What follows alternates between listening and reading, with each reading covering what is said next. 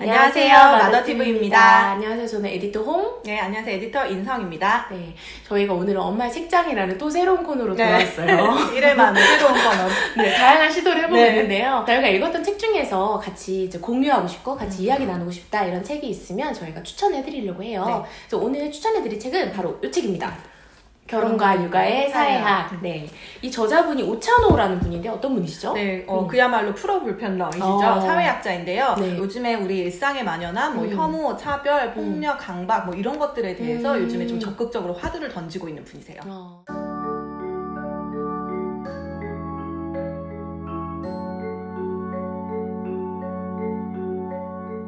최근에 굉장히 흥미로운 여론조사 결과를 하나 봤는데요. 한국갤럽에서 조사를 한 건데 우리나라 국민 10명 중에 6명이 결혼을 굳이 안 해도 된다 이렇게 답변을 했더라고요.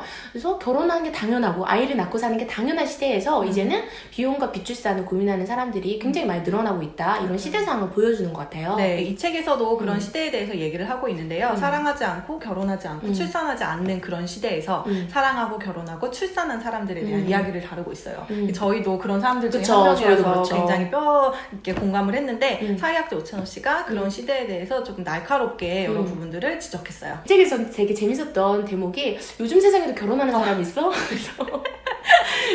그래서 제가 결혼 5년 전에 했어요. 그랬는데 그때만 해도 그렇진 않았던 것 같은데 몇 년 사이에 좀 시대상이 많이 달라진 것 같아요. 맞아요. 그래서 제가 최근에 청첩장을 별로 받은 적이 없어서 저는 이제 제 인간관계에 문제가 있지 않나 이렇게 생각을 했는데 이게 정말로 잘 안 해서 네, 요즘에는 그러니까 제 인간관계 문제가 있을 수도 있지만 어쨌든 정말로 결혼하지 않는 사람들이 비혼을 고민하는 사람들이 많이 늘어나고 있다. 이런 거 이 책을 통해서도 확인할 수 있었어요. 맞아요. 실제로 결혼을 하면 감수해야 하고 포기해야 되는 것들이 많잖아요. 맞아요. 요즘 결혼 비용이나 주거 비용도 굉장히 살인적이고 특히 여성의 경우에는 이제 일과 뭐 가사일, 육아까지 같이 해야 되는 그런 부담이나 뭐 책에도 나오지만 시가 얘기, 뭐 사실 남편과의 그런 거 가사 노동에 대한 문제, 뭐 이런 성평등에 관한 문제도 있고 좀 쉽지는 않은 것 같아요.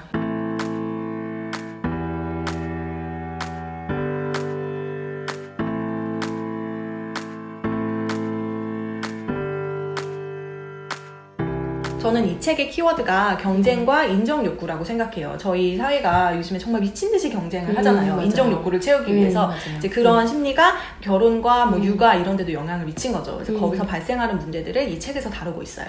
저희가 학창 시절부터 굉장히 경쟁이 길들여져 있잖아요. 그래서 정말 미친 듯이 경쟁을 해가지고 이제 대학 가고 직장 가고 거기서 또 경쟁하고 인정받으려고 노력하고, 그리고 결혼이나 출산 같은 경우에는 뭔가 남들도 다 하니까 쫓기듯이 하게 되고 계속 이런 경쟁 체계 속에서 내 자식은 더한 경쟁사를 살게 되는 거예요. 완전 악순환이. 네, 악순환이 일어나는 것 같아요. 저자는 이렇게 이야기를 해요. 우리가 이제 결혼하지 않고 출산하지 않는 사회에서 결혼을 했고 출산을 한 사람들이잖아요. 그러니까 내 선택이 틀리지 않았다. 이거를 증명하기 위해서 자신의 행복을 막 증명을 하려고 하는 거예요. 그래서 대표적인 게 SNS인 것 같아요. 맞아요. SNS에 보면 아이들 사진 엄청 많잖아요. 그쵸. 진짜 전투적으로 막 전시를 하는 거죠. 행복을 전시하려고 하는 거죠. 맞아요. 그래서 이게 이제 아이나 육아에까지 이런 심리가 이제 전이가 된 것인데 내 아이는 남부럽지 않게 키우고 싶은 거죠. 특히 이제 여성들은 사실 아이를 낳고 애를 낳고 육아를 하면서 자신의 커리어나 좀 많은 것들을 포기하게 되잖아요. 그래서 이 육아, 아이를 통해서 자신의 성공을 인정받으려고 하는 그런 심리가 좀 있는 것 같아요. 내 새끼의 성공이 내 성공이다. 맞아요. 이렇게 되는 것 같아요. 네.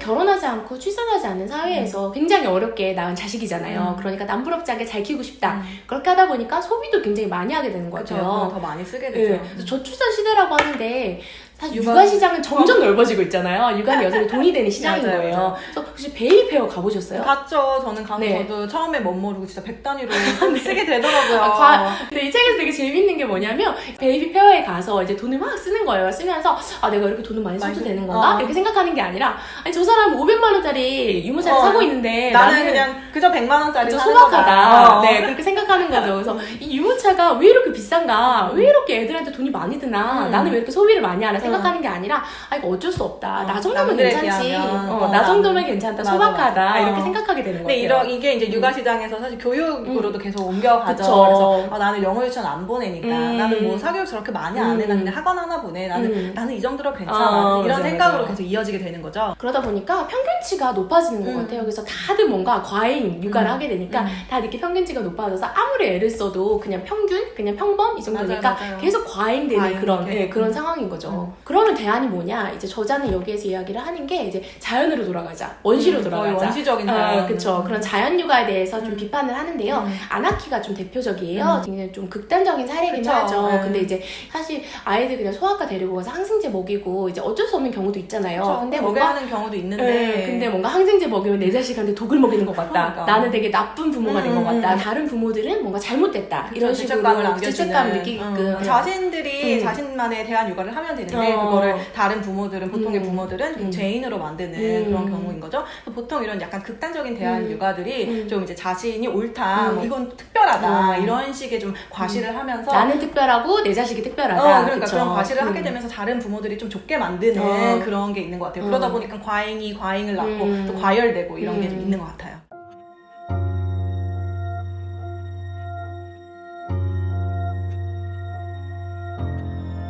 저는 이 모성애에 대한 이야기가 굉장히 헥사이다였어요. 맞아요. 진짜 속이 시원했어요. 네. 그래서 모성애라는 게 이제 뒤에 모성이란 말에 애가 붙잖아요. 근데 우리가 아이를 키우다 보면 희로 애라 이 모든 감정이 다 있잖아요. 네. 엄마도 사람이다 보니까. 근데 모성이란 말에 애가 딱 붙어버리니까 희, 로, 락 이제 다양한 감정들은 되게 부차적인 거 있어서 애만 안 될 거. 남아버리는. 그쵸. 그렇게 돼버리고 뭔가 엄마는 당연히 아이를 사랑하기만 해야 될 것 같은. 맞아요. 그쵸. 그렇게 돼버리는 것 같아요.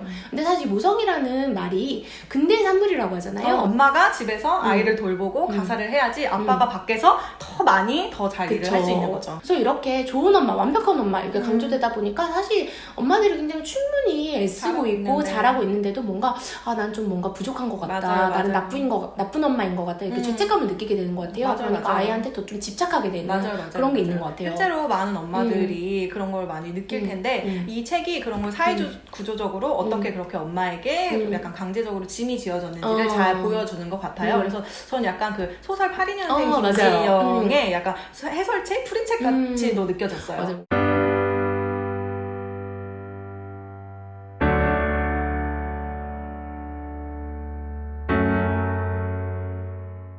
저는 워킹맘과 전업맘에 대해서 이야기하는 부분도 굉장히 이제 공감이 갔는데 이제 워킹맘이 워킹맘을 괴롭힌다 이게 무슨 말이냐 이제 사실 워킹맘들이 되게 궁금하잖아요. 다른 선배 워킹맘들은 대체 정말 궁금해요. 그쵸. 이 힘든 상황을 어떻게 이겨냈을까 이제 궁금해서 이제 육아서 같은 거 찾아보는데 거의 대부분이 뭔가 나는 모성의 힘으로 다 이겨냈다. 난 정말 너무 힘들고 남편이 전혀 도와주지 않았고 하지만 나는 이거를 정말 노력으로 다 극복을 했다. 나는 슈퍼우먼이 됐다. 새벽에 막 5시에 일어나서 그쵸. 애 재워놓고 또 일하고 그쵸. 애 재워놓고 일하고 일도 육아도 다 완벽하게 해냈다. 이런 식으로 얘기를 하는데 사실 이게 너무 공허하잖아요. 그리고 일반 그런 엄마들한테는 전혀 도움이 안 되고 오히려 또 죄책감을 느끼게 하는 왜 나는 저렇게 못할까 이런 생각.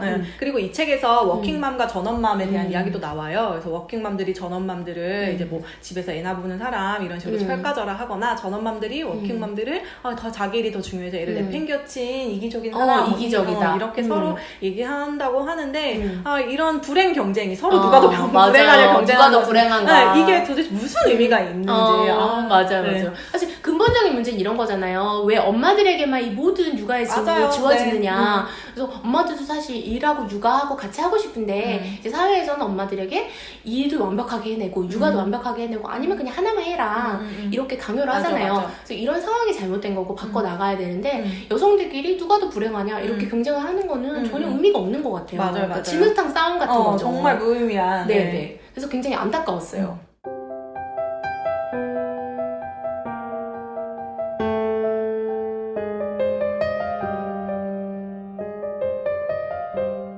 저는 이 책을 읽으면서 이제 결혼과 육아를 굉장히 사회 구조적으로 들여다볼 수 있어서 좋았어요. 근데 좀 읽으면서 굉장히 좀 뼈아팠던 지점이, 그러니까 왜 우리는 이렇게 정말 죽도록 노력을 해야 되나 이런 생각이 들더라고요. 그러니까 결혼도 출산도 육아도 굉장히 죽도록 노력해서 해야 되는데 그렇다고 해서 행복한가? 그러니까 오히려 이제 결혼과 이제 육아를 하게 되면서 잃게 되는 게 많다 보니까 이제 부모들은 더 자식한테 집착을 하게 되는 거예요. 뭔가 자식을 통해서 보상을 받으려고 하고. 근데 이 자식 교육 같은 경우에도 정말 죽도록 또 노력을 해가지고 막 어. 사교육 시키고 해요. 그래봤자 결국 도달하는 거는 그러니까 이미 평균치가 너무 높아져 있고 다들 과잉으로 이제 교육을 하다 보니까 맞아.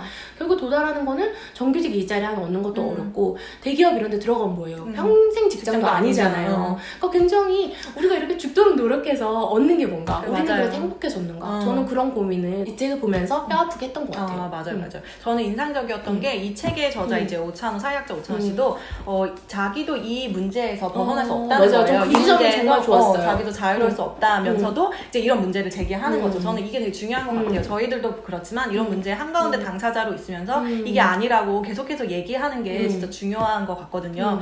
이렇게 저희가 그래도 한 명, 두 명 얘기를 꺼내다 보면 우리 아이들이 살아갈 세상은 조금 더 나아지지 않을까. 그런 이제 일말의 희망, 기대가 있습니다. 맞아요.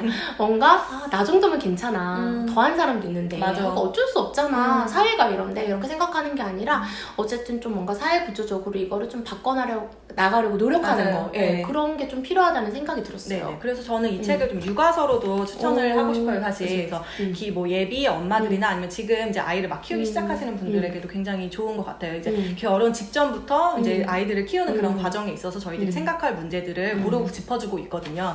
그런 의미에서 또 이제 비혼이나 출산을 고민하는 분들도 읽어보시면 정말 좋을 것 같아요. 네. 오늘은 엄마의 책장으로 저희가 결혼과 육아의 사회를 다뤄봤는데 어떠셨나요? 다음번에는 더 좋은 책, 또 영화도 돌아옵니다. 네. 다시 돌아오도록 하겠습니다. 여러분 또 만나요. 예, 감사합니다. 제발.